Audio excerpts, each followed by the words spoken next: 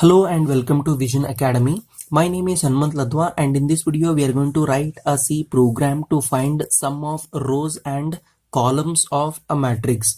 Let us write a preprocessor directive hash include.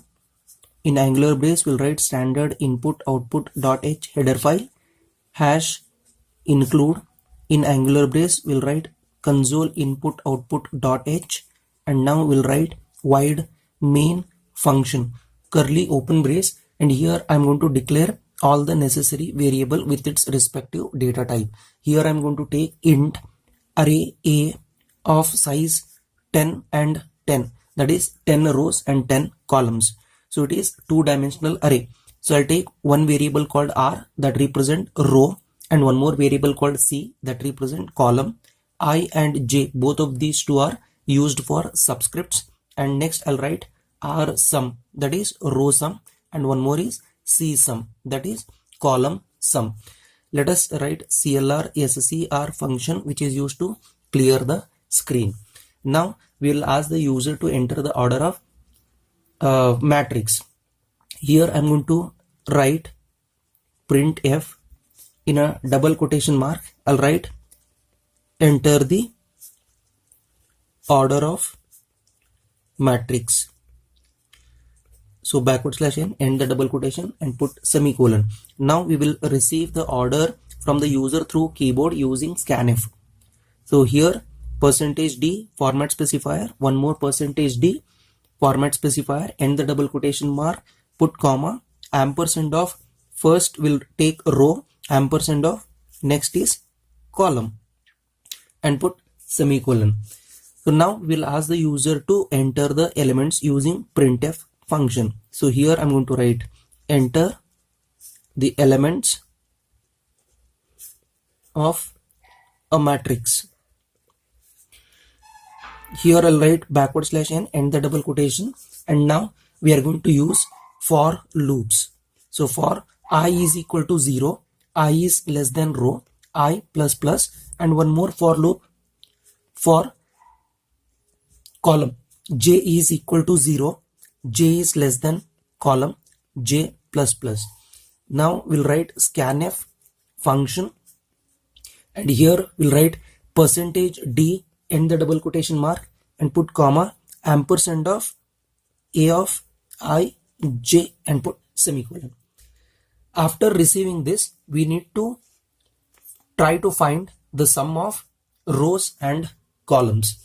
So for that I have to use for loop once again. For I is equal to 0, I is less than row, then I plus plus, curly open brace, and here we have taken the variable called r sum, which is not going to be initialized with value 0. We are going to write r sum is equal to 0 here.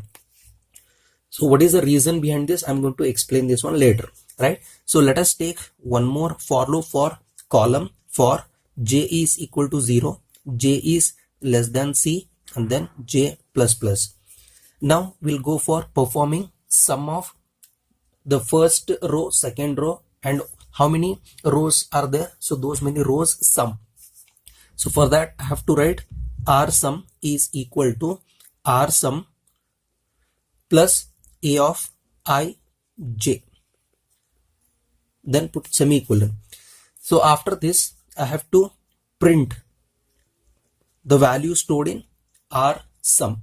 Here I'm going to write printf sum of row number %d is equal to %d backward slash n, end the double quotation mark, put comma, I plus 1 comma, I want to print the value of r sum. So here I'm going to write r sum and put semicolon, curly closing brace. Similarly for column we have to write again for loop. For here you can see I'll write I is equal to 0 and I is less than c. We are going to write first I plus plus, next curly open brace, and we are going to initialize this c sum over here. So I'm going to write c sum is equal to 0. Next, we are going to use the looping structure for, here I'm going to write for j is equal to 0, j is less than row, and j plus plus. Now I want C sum. So I'll write C sum is equal to C sum plus A of J I and put semicolon. After this, we need to print the value stored in C sum. So here I'm going to write printf sum of column number percentage D is equal to percentage D backward slash n, end the double quotation mark, put comma I plus 1, and then we'll write C sum and put semicolon. And here for this respective opening brace, we need to put closing brace. Here we'll write get ch function and then curly closing brace for void main function. So once we run this program, it will ask the user to enter the order of matrix. Here you can see, so it is going to print enter the order of matrix. For example, I'm going to enter 2 rows and 2 columns. So after receiving 2 rows and 2 columns, it will ask the user to enter the elements of a matrix. So it is going to print enter the elements of a matrix. Next, I'm going to enter 1, 2, 3 and 4, for example, right? Yes. So after receiving up to here, so it is going to receive elements 1, 2, 3, 4. So after this scanf, you can see here for I is equal to 0, I is less than R, I plus plus, and row sum is equated with value 0. For j is equal to 0, j is less than c, and j plus plus, and we are going to perform this particular operation over here. So for the first time, I is 0, j is also 0, and r sum is set to 0. Here I'm going to write r sum is equal to, r sum is for the first time it is 0 plus a of I and j 0 0. So here once we write the elements, you can map these elements in a memory something like this. So whose index number is 0 1 and 0 1. So 0 0 consisting of 1, that is row sum is 0 plus 1, correct? Yes. So this is stored in r sum. Again, control transfers to the inner for loop by incrementing the value of j by 1. I is equal to 0, j is equal to 1 now. 1 is less than column 2. Yes, it is true. Once it is true, then this particular statement will get executed once again. So that is r sum is equal to, now r sum value is what? 1 plus a of 0 1, because value of I is 0, j is 1. So 0 1, that consisting of 2, that is 1 plus 2 is equal to 3. So this will be stored in 3. Again, control transfers to inner for loop by incrementing the value of j by 1. Now j value is 2. 2 is less than 2. No, condition fails. Once the condition fails, then this particular statement will not get executed. The control transfers to outer for loop by incrementing the value of I by 1. Now I value is what? 1. Now r sum is reset to 0 once again. Why? Because we have added 1 plus 2, that is giving me 3, correct? Here. So once again, earlier it was holding r sum 3. Once again we are resetting it to 0 because we have already added the elements of first row. Next we'll move on to second row by incrementing the value of I by 1. Now I is pointing to what? 1. Here I is 1, j is 0. So I is 1, j is 0. So it is accessing element number 3.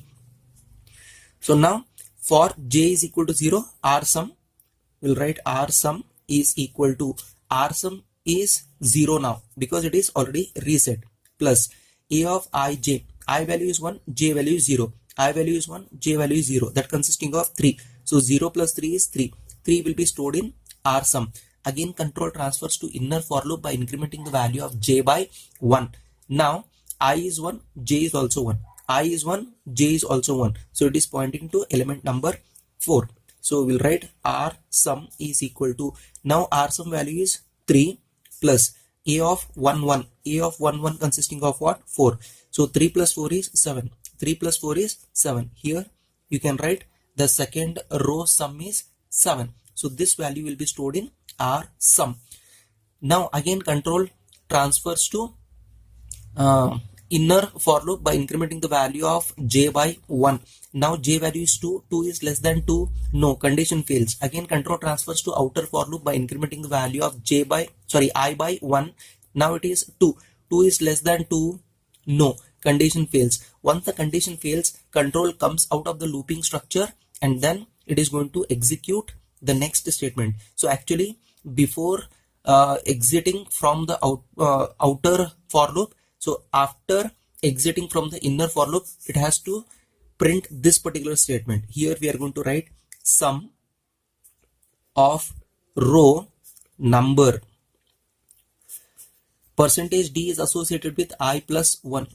So earlier I was 0, 0 plus 1 is 1. So row number 1 is equal to, so here the row number 1 was holding value 3. Once again, the second time it is going to print sum of row number 2 is equal to, here 3 plus 4, it is going to print 7. So once the outer for loop is false, then the control transfers to the next statement. Here we have got one more part of the program, so that calculates the sum of columns. Here you can see I is equal to 0, I is less than c, I plus plus, c sum is set to 0, for j is equal to 0, j is less than r, and j plus plus. So with reference to this one only, we'll be calculating c sum. So let us check out here. Yes, if possible, we'll just make an adjustment. Okay, fine. So here you can see at the bottom c sum. So I value is 0 and j value is 0. Here we'll write c sum is equal to, c sum for the first time it is 0 plus a of ji. J is 0 and I is also 0. So here both of these two are 0. 0 means what? 1. So 0 plus 1 is 1. So 1 is stored in c sum. Again control transfers to inner for loop by incrementing the value of j by 1. So 1 is less than 2, hence it is true. So again it is going to print c sum. So c sum is equal to, now c sum value is what? 1 plus a of ji. What is the value of j? J is 1. So it is pointing to next this particular number, index number. So j is 1 and here you can see I value is 0. So j is 1, I is 0. It is pointing to 3. So it is going to add 3. So 1 plus 3 is equal to, this gives us 4. So this value will be stored in c sum. Again control transfers to inner for loop by incrementing the value of j by 1. Now j value is 2. 2 is less than 2. No, condition fails. Once the condition fails, then control comes out of this looping structure and it is going to print sum of column number. So it is going to print sum of column number. Percentage d I plus 1 is what? It is 1 is equal to this percentage d c sum. So what is the value stored in c sum? That is 4. Here you can see 1 plus 3. So that gives us 4, right? So similarly, we are going to, after this, again control transfers to outer for loop by incrementing the value of I by 1. Now I value is 1. After performing the sum of first column, again c sum is reset to 0. Correct? Yes. So now we are going to execute this particular statement once again. So I value is 1, j is equal to 0. Here we'll write c sum is equal to c sum plus 0. So c sum for the first time it is 0 plus a of ji. So j value is 0, I value is 1. So here it is pointing to, I is pointing to first index column. So that is second column, and 0 means it is j. This is j, correct? Here it is pointing to value 2. So 0 plus 2 is what? 2. So 2 will be stored in C sum. Again, control transfers to the inner for loop by incrementing the value of j by 1. Now j is 1, I is also 1, and j is also 1. So here I is 1 and j is 1, that consisting of 4. Here it is going to perform C sum is equal to, now C sum value is what? 2. 2 plus, it consisting of 4 is equal to 2 plus 4 is 6. So value is stored in C sum. So here you can see 2 plus 4. So this gives us value 6. Next, again control transfers to for loop by incrementing the value of j by 1. Now j value is 2. 2 is less than 2. No, condition fails. Once the condition fails, control comes out of the inner for loop and it is going to execute this particular statement. That is sum of column number. Sum of column number 2, because I value is what? It is 2 plus 1 plus 1, that is 2, is equal to this format specifier C sum. So C sum is holding value 6. So this will be stored in the variable called C sum, correct? Yes. Now again control transfers to outer for loop by incrementing the value of I by 1. Now I value is 2. Here 2 is less than 2. No, condition fails. Once the condition fails, then the control comes out of the looping structure and it is going to execute the next statement. So here get ch and terminates the program. Here you can see the sum of row number 1 is 3, sum of row number 2 is 7, and sum of column number 1 is 4, and sum of column number 2 is equal to 6 will be printed. Let us execute this program. For that, I will take you to my laptop screen. Here you can see I have already written this program in a Turbo C++ integrated development environment to save your time. And now let us compile the program by pressing Alt F9 to check the errors. Now it is showing success. That means there is no syntax error. Now I'm going to press enter, and now it's time to run the program by pressing Control F9. Here you can see it is asking the user to enter the order of matrix. For example, I'm going to enter 2 rows and 2 columns. Now it is asking the user to enter the elements of matrix. I'm going to enter 1, 2, 3 and 4. So here you can see the first row consisting of 1 and 2. It must sum up and gives me result 1 plus 2 is equal to 3. Second row consisting of 3 and 4. 3 plus 4 is equal to 7. Similarly, the first column consisting of 1 and 3, that is 1 plus 3 is 4, and the second column consisting of 2 and 4, so 2 plus 4 6. So now I'm going to press enter. Here you can see it is showing the sum of row number 1 is equal to 3, sum of row number 2 is equal to 7, and sum of column number 1 is equal to 4, and sum of column number 2 is equal to 6. I hope you understood this program. If so, please write down in the comment box as understood. Thank you.